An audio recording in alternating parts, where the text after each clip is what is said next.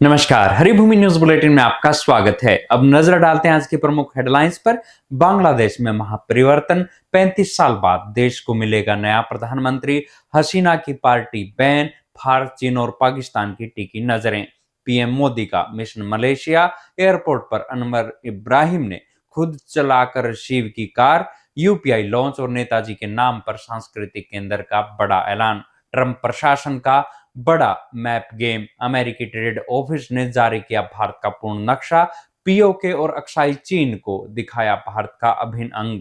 जनकपुरी हादसा, लापरवाही ने ली 25 साल के युवक की जान। सब कॉन्ट्रैक्टर गिरफ्तार, 3 इंजीनियर सस्पेंड और गैर इरादतन हत्या का केस दर्ज। हैवान बना डॉक्टर, समर कैंप में बच्चों को नशीली कैंडी खिलाकर यौन शोषण करने वाले 76 साल के आरोपी को करीब 24 साल की जेल। अब खबरें विस्तार से। पड़ोसी देश बांग्लादेश में 12 फरवरी को होने जा रहे संसदीय चुनाव दक्षिण एशिया की राजनीति का नक्शा बदल सकते हैं। 1991 के बाद ये पहली बार है जब देश की सत्ता में दो मुख्य स्तंभ शेख हसीना और खालिदा जिया चुनावी मैदान में नहीं है। अवामी लीग पर प्रतिबंध और बदली हुई विदेश नीति के बीच ये चुनाव न केवल बांग्लादेश के भविष्य के लिए बल्कि भारत के लिए, उसके कूटनीतिक संबंधों के लिए भी एक अग्नि परीक्षा साबित होने वाला है। शेख हसीना के देश छोड़ने और खालिदा जिया के निधन के बाद बांग्लादेश की राजनीति में लेडी सुपरस्टार का युग खत्म हो गया है।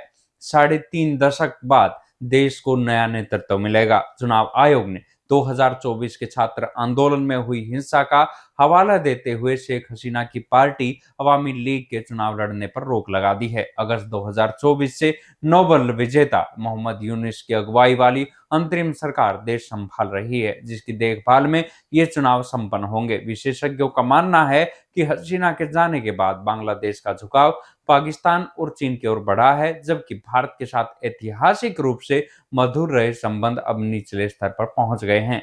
भारत, चीन और पाकिस्तान इस चुनाव पर पैनी नजर बनाए हुए हैं, क्योंकि बांग्लादेश की नई सरकार पूरे दक्षिण एशिया के पावर बैलेंस को प्रभावित करेगी। प्रधानमंत्री नरेंद्र मोदी साल 2026 की पहली विदेश यात्रा पर मलेशिया पहुंचे, जहां उनका भूतपूर्व स्वागत हुआ। कुआलालंपुर एयरपोर्ट पर मलेशियाई पीएम अनवर इब्राहिम ने प्रोटोकॉल तोड़कर खुद कार ड्राइव कर पीएम मोदी को रिसीव किया। भारतीय समुदाय को संबोधित करते हुए पीएम मोदी ने दोनों देशों के सांस्कृतिक और भाषाई रिश्तों पर जोर दिया और घोषणा की कि भारत जल्द ही मलेशिया में अपना digital payment system UPI launch करेगा। साथ ही मलेशिया में भारतीय सांस्कृतिक केंद्र का नाम अब नेताजी सुभाष चंद्र बोस के नाम पर होगा।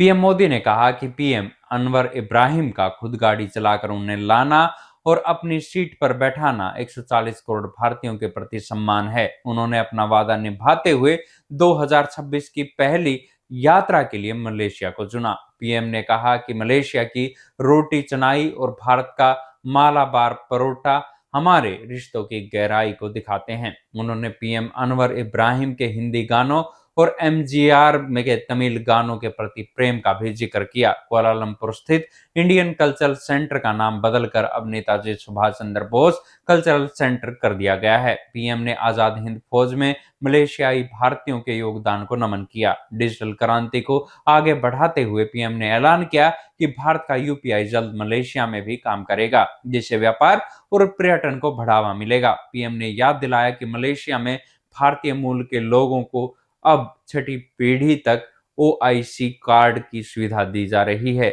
जो ऐतिहासिक कदम है। भारत अमेरिका अंतरिम व्यापार समझौते की घोषणा के साथ ही एक ऐसी तस्वीर सामने आई है जिसने अंतर्राष्ट्रीय कूटनीति में हलचल मचा दी है। अमेरिकी व्यापार प्रतिनिधित्व कार्यालय द्वारा साझा किए गए भारत के आधिकारिक नक्शे में पूरे जम्मू कश्मीर और अक्साई चीन को भारत के हिस्से के रूप में दिखाया गया है। दशकों से विवादित क्षेत्रों को डॉटेड लाइंस या अलग रंग से दिखाने वाली अमेरिका का ये कदम भारत के दशकों पुराने स्टैंड को बहुत बड़ी वैश्विक मान्यता के रूप में देखा जा रहा है। आमतौर पर पश्चिमी देशों और अंतर्राष्ट्रीय संगठन पीओके और अक्साई चीन को विवादित क्षेत्र के रूप में दर्शाते हैं। ट्रंप प्रशासन द्वारा साझा किया गया ये पूर्ण नक्शा एक नए नीतिगत बदलाव का संकेत हो सकता है।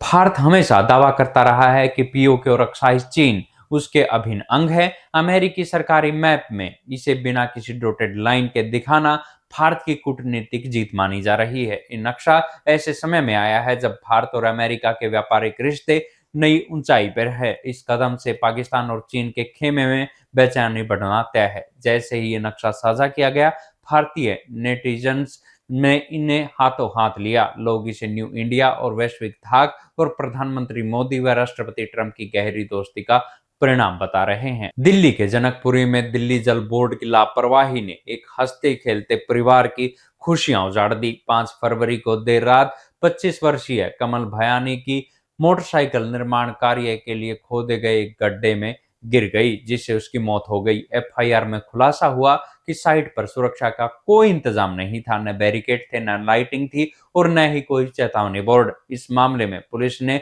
सब कॉन्ट्रैक्टर को गिरफ्तार कर लिया है और सरकार के 3 जिम्मेदार इंजीनियरों को सस्पेंड कर दिया है। पुलिस जांच में सामने आया है कि सड़क पर गहरा गड्ढा बिना किसी सुरक्षा उपायों के छोड़ दिया गया था। वहां कोई गार्ड भी तैनात नहीं था जो राहगीरों को खतरे की चेतावनी दे सके। गिरफ्तार सब कॉन्ट्रैक्टर राजेश प्रजापति को हादसे की जानकारी घंटों पहले मिल गई थी, लेकिन उसने कोई कदम नहीं उठाया। पुलिस ने भारतीय न्याय संहिता की धारा 105 के तहत एफआईआर दर्ज की है। इसका मतलब है कि विभाग और ठेकेदारों को पता था कि उनकी इस लापरवाही से किसी की जान जा सकती है। दिल्ली के शहरी विकास मंत्री आशीष सूद ने कड़ा रुख अपनाते हुए 3 इंजीनियरों को सस्पेंड करने और उन पर केस दर्ज करने के आदेश दिए हैं। ब्रिटेन की एक अदालत ने 76 वर्षीय retired veterinary doctor John Ruben को बच्चों के साथ किए गए जघन्य अपराधों के लिए 23 साल 10 महीने की कड़ी सजा सुनाई है। आरोपी ने अपनी धार्मिक और पेशेवर छवि का फायदा उठाकर मासूम बच्चों का भरोसा जीता और फिर उन्हें नशीली दवाएं देकर